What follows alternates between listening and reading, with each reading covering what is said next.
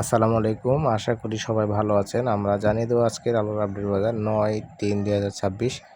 আজকে আমাদের আলুগুলো কিনা আছে সাদা ডায়মন্ড আলু।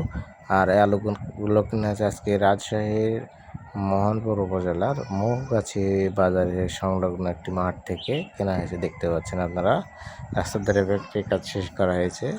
আরও এরকম অনেকগুলো আলু আছে। তো আলুগুলো বর্তমানে আজকে কেনা হয়েছে 13.5 টাকা কেজি কেনা হয়েছে। 14 টাকা 13.5 টাকা এরকম চলছে। এটা সাদা ডায়মন্ড আলু, আর এটা কেনা হচ্ছে রাজশাহী তানুর থেকে। এদের বর্তমান এই বাজারে আলু কেনা বেচা হচ্ছে।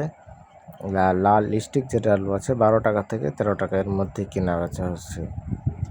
আলুর মান ভেদে দাম একটু কম বেশি হতে পারে, এটা স্বাভাবিক বিষয়। জন্য আমরা চেষ্টা করছি আপনাদেরকে সঠিক দামটা তুলে ধরার জন্য।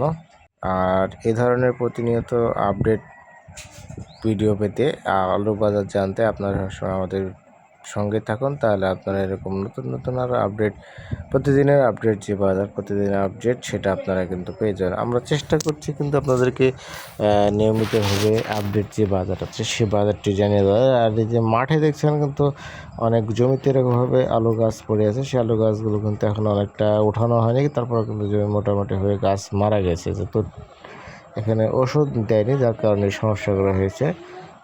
আর এই যে আলুগুলো আছে, আলুগুলোর কিন্তু এখন দেখা যাচ্ছে যে প্যাকেটের কাজ শেষ করে কিছুক্ষণ পর গাড়ি লোড হবে, চলে যাবে।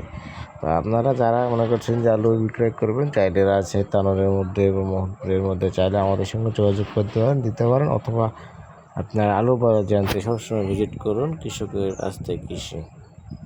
তো সে পর্যন্ত সবাই ভালো থাকেন।